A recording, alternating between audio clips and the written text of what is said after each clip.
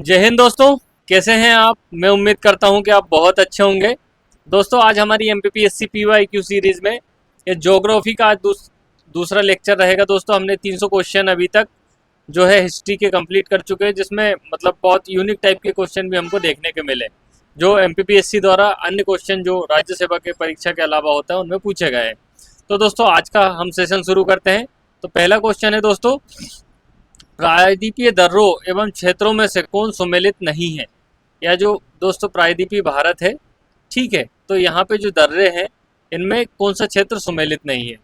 तो पहला है दोस्तों पालघाट दर्रा, कोचीन से कोयम्बटूर, ये तो सही है दोस्तों। बोरघाट मुंबई से पुणे, ये भी सही है दोस्तों। थालघाट जो नासिक से मुंबई जाता है, ये भी सही है दोस्तों। फिर सिनकोट्टा दर्रा, तो दोस्तों इसमें ऑप्शन में दिया है त्रिवेंद्रम से मोटुपल्ली, जबकि इसका आंसर हो जाएगा दोस्तों तिरुवनंतपुरम से, ठीक है, तिरुवनंतपुरम से मदुरै,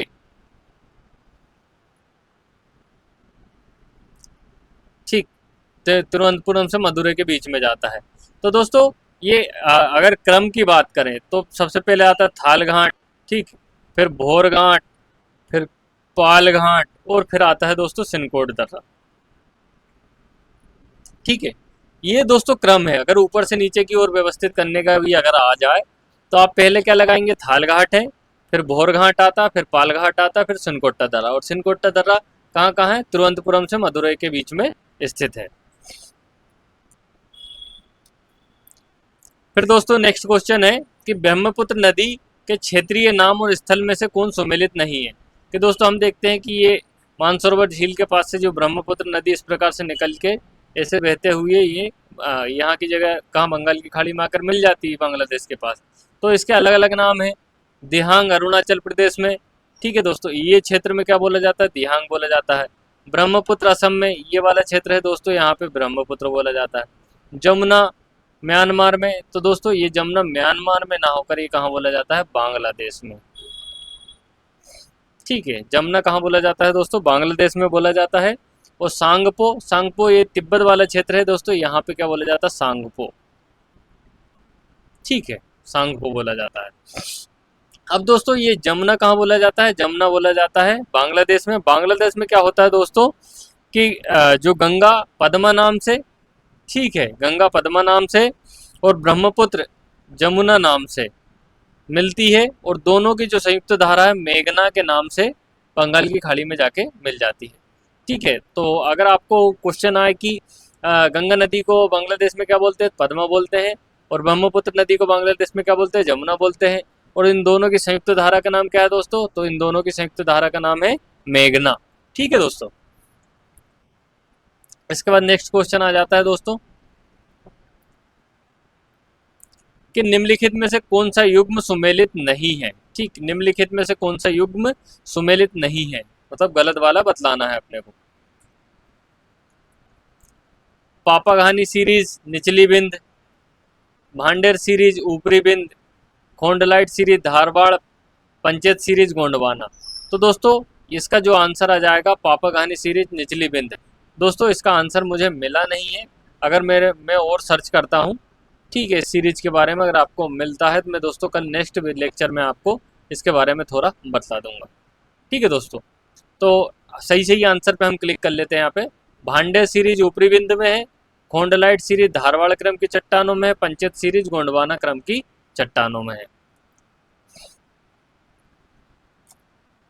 फिर नेक्स्ट क्वेश्चन है दोस्तों कि जो मतलब संगम है देवप्रयाग, कर्णप्रयाग, रुद्रप्रयाग, विष्णुप्रयाग, इन चारों प्रयागों के बारे में दोस्तों आपने सुना होगा कि वहाँ पे कौन कौन सी नदी आके मिलती है।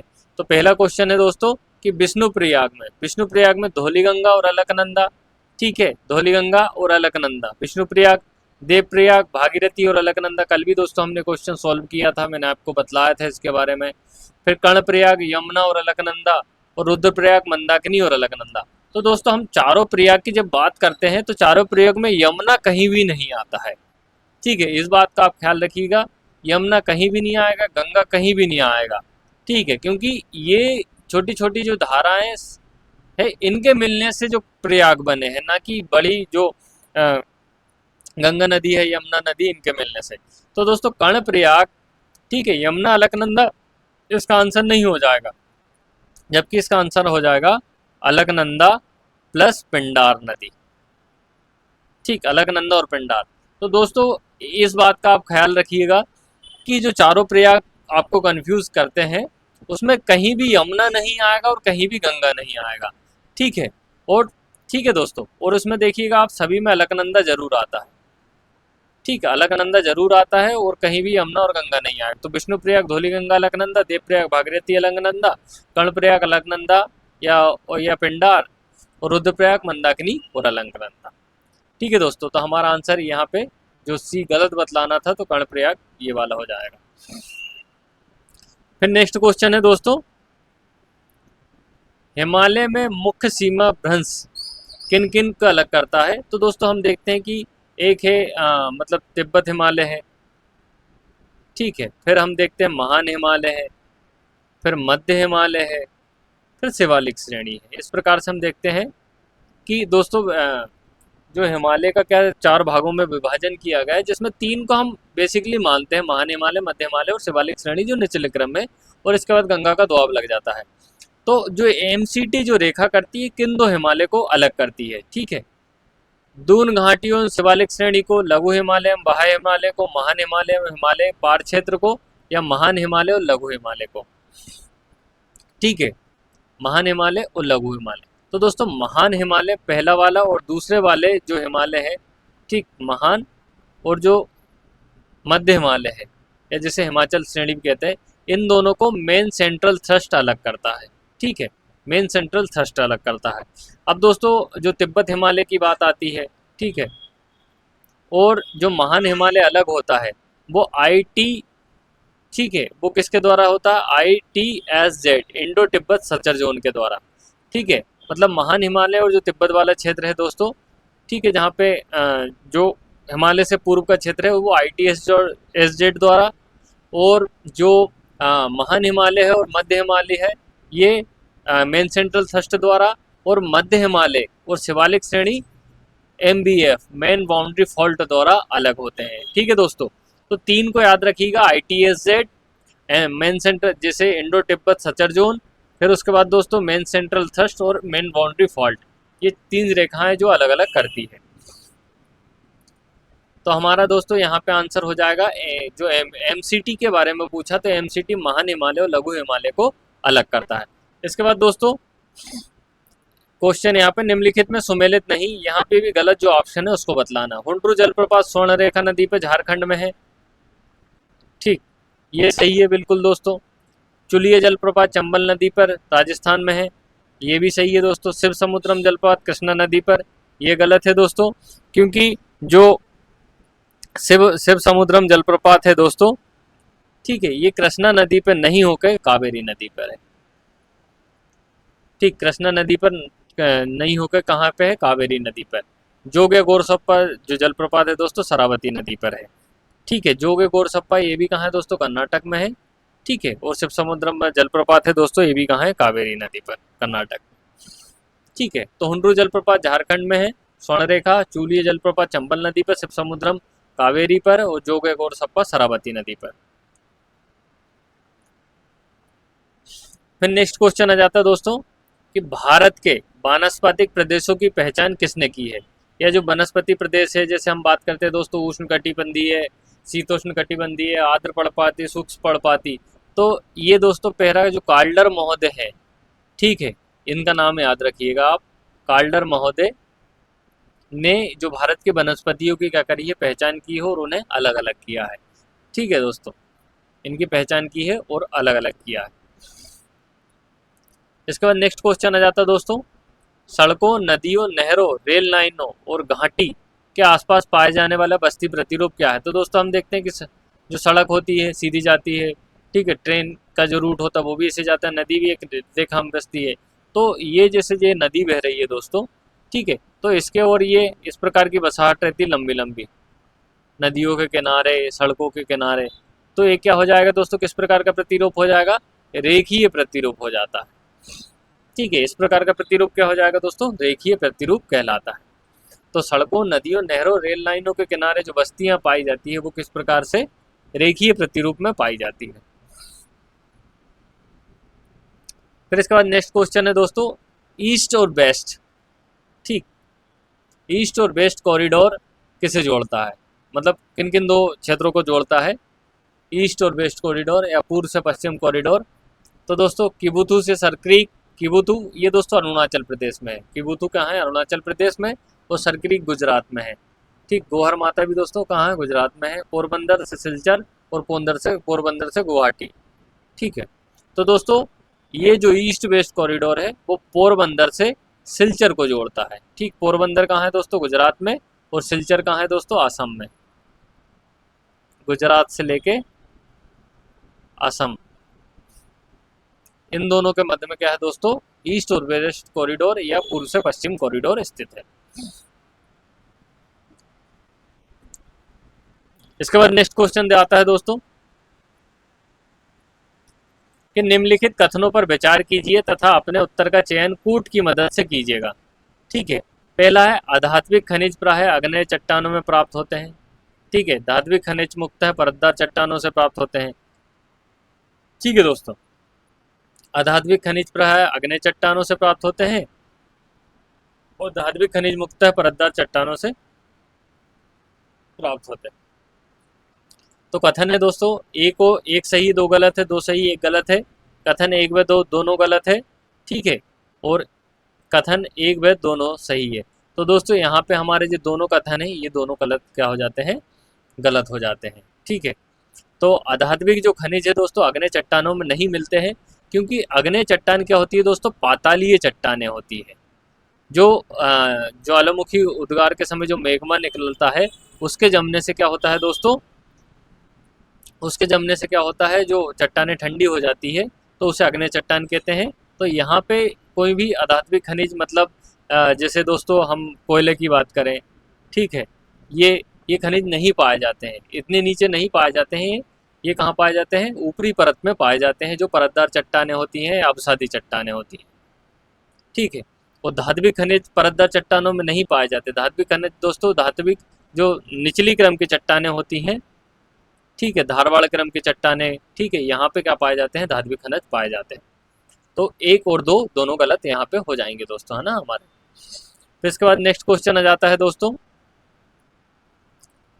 नेक्स्ट क्वेश्चन है हमारा कि निम्नलिखित कथनों पर विचार कीजिए तथा अपने उत्तर का चयन कूट की मदद से कीजिएगा। ठीक है, यहाँ पे भी दोस्तों हमको क्या करना है, चयन करना है और आंसर देना है। पहला, उत्तर पूर्वी प्रायद्वीपीय क्षेत्र को भारत का खनिज का हृदय स्थल कहा जाता है। ठीक है, मतलब ये दोस्तों जैसे हमारा ये भारत है, ठीक है, इस प्रकार का, तो ये वाला जो क्षेत्र है दोस्तों, ये वाली बेल्ट, इसे भारत का खनिज प्रदेश के नाम से जाना जाता है या मिनरल हार्ट ऑफ इंडिया के नाम से जाना जाता है। और इसी पेटी को लोहे एवं इस्पात की पेटी भी कहा जाता है। ठीक है, और इसी पेटी को लोहे एवं इस्पात की पेटी भी कहा जाता है। तो दोस्तों दोनों कथन यहाँ पे क्या सही हो जाएंगे, क्योंकि जो उत्तर पूर्वी क्षेत्र है दोस्तों, ये मान के चलो ये भारत है, तो ये वाला जो क्षेत्र है दोस्तों, यहाँ पे उड़ीसा है, ठीक है, उड़ीसा है, पश्चिम बंगाल है, छत्तीसगढ़ है और झारखंड, ये चार राज्य विशेषकर छत्तीसगढ़, झारखंड, उड़ीसा और पश्चिम बंगाल, ये वाला क्षेत्र क्या है दोस्तों, खनिज की दस्ती से काफ़ी ज़्यादा समृद्ध है। और इसी पेटी में लोहे एवं इस्पात उद्योग भी रानीगंज है, फिर दोस्तों आसनसोल है, यहाँ पे पाए जाते हैं। और यहाँ पे दोस्तों बॉक्साइट पाया जाता है, ठीक है, लोहा पाया जाता है, मैग्नीज पाया जाता है। ये सभी बड़े बड़े जो खनिज है दोस्तों इसी पेटी में पाए जाते हैं उत्तर पूर्वी प्रायद्वीपीय क्षेत्र में। तो यहाँ पे दोस्तों हमारे दोनों आंसर क्या हो जाएंगे, सही हो जाएंगे। इसके बाद नेक्स्ट क्वेश्चन आते हैं दोस्तों, निम्नलिखित कथनों पर विचार कीजिए तथा अपने उत्तर का कूट की मदद से कीजिए। यहाँ पे दोस्तों क्या करना है, हमको विचार करना है। किसी क्षेत्र में प्राप्त ऊर्जा के स्रोत उस क्षेत्र के आर्थिक विकास की कुंजी होते हैं। बिल्कुल सही दोस्तों, ठीक है, क्यों सही है, क्योंकि दोस्तों जैसा अगर बात करें कि हम में मतलब आप में अगर जितनी एनर्जी है उसी अनुसार आप काम करेंगे ना, मान के चलो आप अच्छे हेल्दी हैं, ठीक है, फिट है, रोज वर्कआउट करते हैं तो आप लंबा चल लेंगे। तो उसी प्रकार से दोस्तों ये जो ऊर्जा के स्रोत है ना, ये भी हमारे आर्थिक विकास की कुंजी हो गए, क्योंकि हमारे पास अगर मतलब ऊर्जा होगी, मतलब पेट्रोलियम होगा तो हम इंजन चला सकते हैं, ठीक है, विद्युत ऊर्जा का निर्माण कर सकते हैं, वाहनों को चला सकते हैं, बिजली होगी तो हम बड़ी बड़ी मशीनों को चला सकते हैं।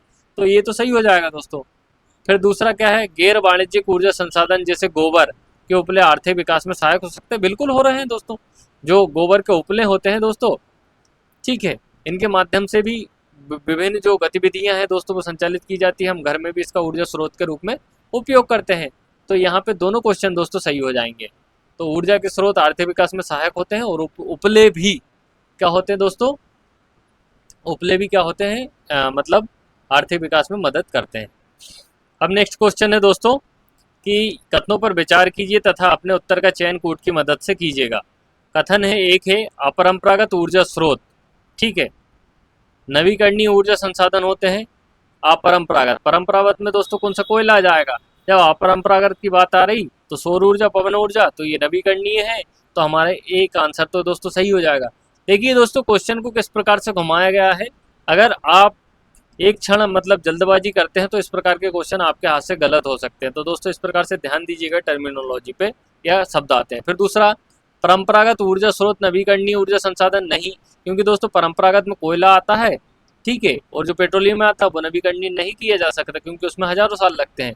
तो कथन एक सही है किंतु दो गलत है, ठीक है। तो दोस्तों इस प्रकार के जो क्वेश्चन को आप बहुत इत्मीनान से सॉल्व कीजिएगा, क्योंकि हम क्या करते हैं जल्दबाजी में पढ़ने की जो पेपर का प्रेशर होता है उसमें दिक्कतें कर देते हैं, दिक्कतें हो जाती है, हम गलत भावार्थ लेते हैं और उसका गलत टिक करके हम फिर बाहर निकलते हैं। तो दोस्तों हमको अफसोस होता है। तो उस बात से बचिए और इस प्रकार के जो शब्द आते हैं उन पर गौर करके अच्छे से सॉल्व कीजिएगा।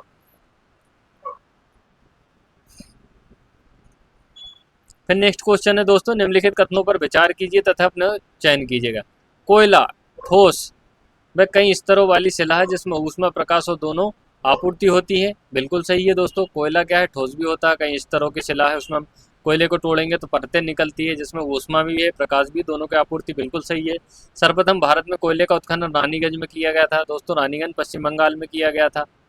ये भी दोस्तों क्या है, सही है, ठीक है। तो कथन क्या हो जाएंगे, कथन एक व दो दोनों सही है, कथन एक व दो दोनों सही है। इसके साथ ही दोस्तों कोयला जो है 4 प्रकार का पाया जाता है, ठीक है, कार्बन की मात्रा के आधार पर एंथ्रासाइट, ठीक, बिटुमिनस और लिग्नाइट और पीट, ठीक है, एंथ्रासाइट, बिटुमिनस, लिग्नाइट और पीट। तो दोस्तों जो लोह इस्पात जो कोयला संयंत्र होते हैं या जो जिनसे ऊर्जा बनाते हैं वहाँ पे हम लिग्नाइट कोयले का प्रयोग करते हैं जिसे भूरा कोयला भी कहा जाता है, ठीक है दोस्तों। सबसे उच्च क्वालिटी का अगर आपको ऑप्शन आए कि सबसे उच्च क्वालिटी का कोयला कौन सा होता है तो एंथ्रासाइट होता है, और सबसे निम्न क्वालिटी का कोयला कौन सा होता है दोस्तों, पीट कोयला होता है, जिसका तंदूर रोटी जहाँ बनती है उसका उपयोग किया जाता है वहाँ पे। इसके बाद नेक्स्ट क्वेश्चन आता है दोस्तों, यहाँ पे भी एक कथन दिया गया है और स्टेटमेंट के आधार पर हमको आंसर चुनाव करना है। विचार कीजिए तथा अपने उत्तर का चयन कूट की मदद से कीजिएगा, ठीक है, ये हमारा यहाँ पे क्वेश्चन है। तो पीट कोयला जलने पर अधिक धुआं करता है जो सबसे निम्न कोटि का, ठीक है दोस्तों, बिल्कुल सही है।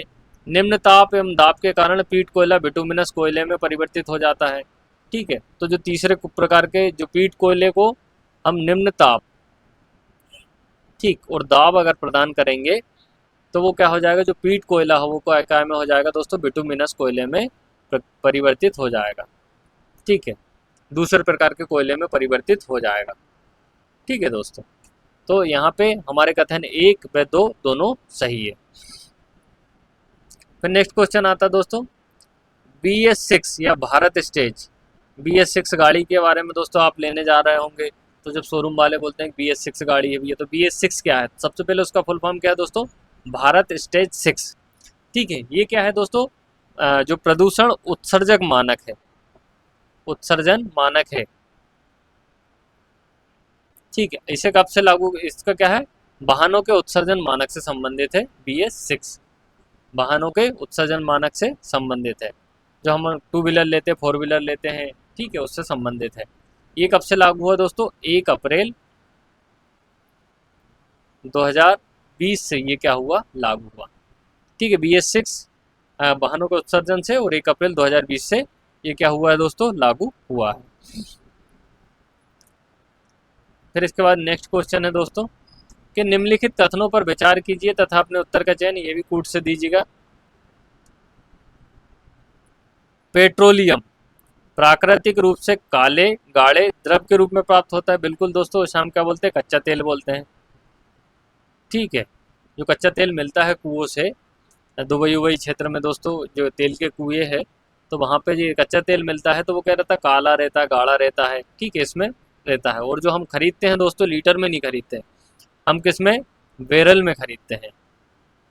ठीक है, एक बैरल मतलब 159 लीटर होता है दोस्तों, है ना। यहाँ पे ये क्वेश्चन भी पीएससी ने पूछा है कि 1 लीटर में कितने बैरल होते हैं। वो एक बैरल में कितने लीटर होते हैं? तो 159 लीटर को वो एक बैरल बोला जाता है, जिसमें हम कच्चा तेल आयात करते हैं। तो पेट्रोलियम प्राकृतिक रूप से काले गाढ़े द्रव के रूप में प्राप्त होता है। बिल्कुल सही है। और पेट्रोलियम को परिष्कृत कर उत्पाद मिट्टी का तेल, डीजल, मोम सब बनाए जाते हैं। बिल्कुल, जो दोस्तों हम कच्चा तेल लेंगे उससे क्या करेंगे? सबसे अच्छा वाला जो तेल निकल जाएगा दोस्तों, वो हवाई जहाज़ में जो है, हेलीकॉप्टर उनमें उड़ाने के काम आता है। फिर जो 5 रुपये महंगा लीटर पेट्रोल पंप पे आता है, वो दूसरा जो मतलब सबसे, इसके बाद पेट्रोल आ जाएगा, पेट्रोल के बाद डीजल आ जाएगा, डीजल के बाद आ जाएगा मिट्टी का तेल आ जाएगा, फिर मोम आ जाएगा। इस प्रकार से बहुत से कंपोनेंट उससे बन जाते हैं दोस्तों, है ना, कच्चे तेल से। फिर नेक्स्ट क्वेश्चन है, निम्नलिखित कथनों पर विचार कीजिए तथा अपने उत्तर का चयन कूट की मदद से कीजिएगा। तो दोस्तों ये कथन पे विचार आप मतलब काफ़ी सारे क्वेश्चन हो गए, तो आप इस प्रकार की शंका ना कीजिएगा कि एमपीपीएससी में नहीं आए। एमपीपीएससी बहुत सारे एग्जाम कंडक्ट कराती है, उनमें इस प्रकार के जो क्वेश्चन है दोस्तों मतलब एग्जाम की डिमांड के अनुरूप पूछ लिए जाते हैं। ठीक है दोस्तों, तो ये क्वेश्चन अगर देखा जाए तो बेसिकली जो वन लाइनर है वही है, बस उसको थोड़ा सा क्या है कि आपकी जो तार्किक क्षमता है और आप किस प्रकार से इस प्रकार का एनालिसिस करें कि आप कथनों के विचार कर सकते नहीं कर सकते, इसलिए आपको मतलब आपके एग्जाम में एक पुट कर दिए जाते हैं। तो यहाँ पे अब नेक्स्ट क्वेश्चन है दोस्तों, वर्तमान में भारत में तरल ईंधन, ठीक, तरल ईंधन का संपीड़ित प्राकृतिक गैस ने प्रतिस्पर्धा लोकप्रिय हो गया है। तो दोस्तों तरल ईंधन है यहाँ सीएनजी की बात कर रही है कि हम जो तरल ईंधन का प्रयोग कर रहे हैं उसकी जगह पे कंप्रेस्ड नेचुरल गैस, जिससे कि आज दोस्तों कार भी चल रही है। ठीक है, अब तो बाइक भी आ गई है दोस्तों बजाज की, जो सीएनजी से चल रही है, फिर ऑटो चल रहे हैं। तो ये जो तरल ईंधन का जो संपीड़ित प्राकृतिक गैस या कंप्रेस्ड नेचुरल गैस में प्रतिस्थापन लोकप्रिय हो रहा है, सही है बिल्कुल। भारत का प्रथम जैव सीएनजी ईंधन संयंत्र पुणे महाराष्ट्र में स्थापित किया गया था, ये भी सही है। तो दोस्तों 1 और 2 कथन दोनों सही है कि जो पेट्रोलियम है या फिर डीजल है उसका स्थान सीएनजी ले लिया, बिल्कुल सही है। उसके साथ ही पहला सीएनजी का कारखाना पुणे महाराष्ट्र में स्थापित किया गया था, ये भी बहुत महत्वपूर्ण है। फिर एक और कूट आता है दोस्तों, कूट की मदद से कोयला, ठीक है, कोयले को ब्लैक डायमंड के नाम से जानते हैं, बिल्कुल सही है। ठीक है, पहला कूट है। फिर उसके बाद का कूट है पेट्रोलियम, पेट्रोलियम को ब्लैक गोल्ड के नाम से जानते हैं। ठीक है, कोयले को black diamond, petroleum black gold. ठीक है, डायमंड और गोल्ड है, यहाँ पे अंतर है ना दोस्तों। फिर लिथियम को भविष्य का ईंधन कहा जाता है और विद्युत ऊर्जा को वर्तमान सदी का ईंधन कहा जाता है। ठीक है, लिथियम को भविष्य का ईंधन और विद्युत ऊर्जा को वर्तमान सदी का ईंधन कहा जाता है। तो दोस्तों ये डी आंसर हमारा यहाँ पे सही हो जाएगा। तो कोयला क्या है दोस्तों? Black diamond, petroleum black gold, lithium वर्तमान जो भविष्य का ईंधन और विद्युत ऊर्जा वर्तमान समय का ईंधन।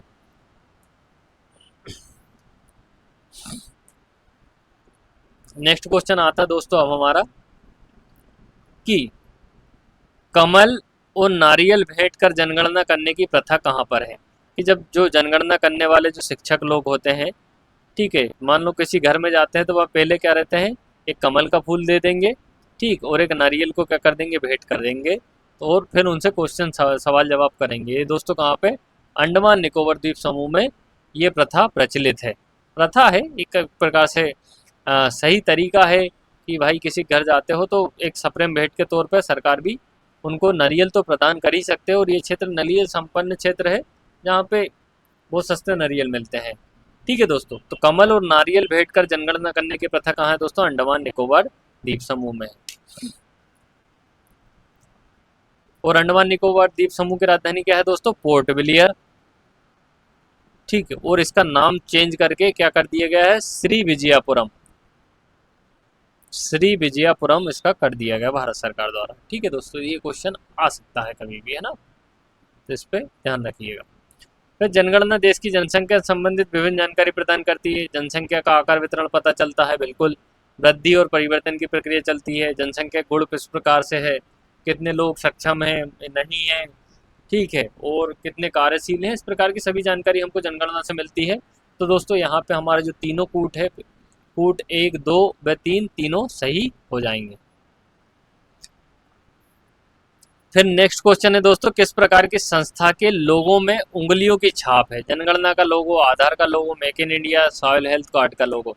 तो दोस्तों जो हमारा आधार कार्ड का लोगो है, इस प्रकार से इसमें उंगलियों की छाप बनी हुई है, ठीक है। तो यहाँ पे हमारा आंसर हो जाएगा आधार के लोगों में, आधार कार्ड के लोगों में क्या है दोस्तों, क्या है, उंगलियों की छाप या जो फिंगरप्रिंट हमारी उंगलियों पे बने हुए हैं, ठीक है दोस्तों।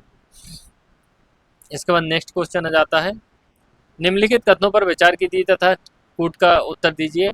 1921 में भारत की जनसंख्या का बृहद विभाजक कहा जाता, बिल्कुल सही है।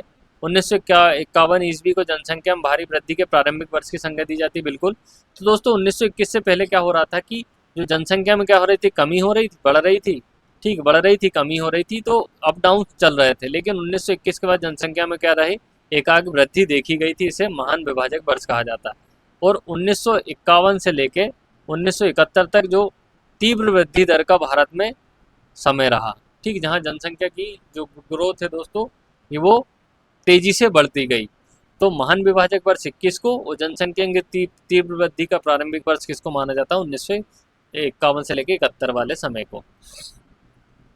फिर लिंगानुपात क्या है दोस्तों, सही आकलन क्या है, लिंगानुपात को किस प्रकार से पैरामीटर पर मापते हैं, उसको पूछा गया है आपसे।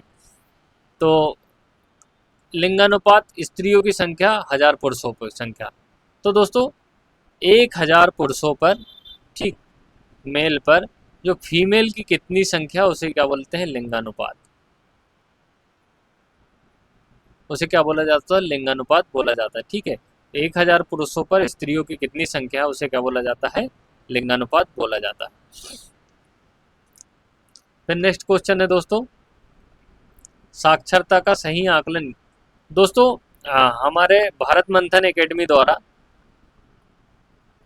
ठीक, मतलब आपसे डायरेक्ट कनेक्ट होने के लिए, ठीक है, या जो इंडिविजुअल मेंटरशिप प्रोग्राम चल रहा है, जिसमें आपकी कोई भी समस्या, ठीक है, आपका मतलब प्री से संबंधित हो, ठीक है, मेंस से संबंधित हो, जिसमें आपको दोस्तों आंसर राइटिंग नहीं आती है या आपकी कोई कॉपी अच्छे से नहीं चेक कर पा रहा है, ठीक है, और आपकी जो लिखावट में आप सुधार करना चाहते हैं, या फिर दोस्तों इंटरव्यू से संबंधित कोई गाइडेंस या व्यक्तिगत कोई समस्या जो आपकी पढ़ाई से संबंधित है, तो इस प्रकार की सभी जो समस्याओं को लेकर दोस्तों हमारा मेंटरशिप प्रोग्राम चल रहा है, ठीक है, उससे आप जुड़ सकते हैं। उसके लिए दोस्तों हमारा कॉन्टैक्ट नंबर रहेगा, ठीक है, उसमें हमारा कॉन्टैक्ट नंबर रहेगा दोस्तों 942487 ठीक है 231, ठीक है, क्या रहेगा दोस्तों, एक बार और मैं आपको मतलब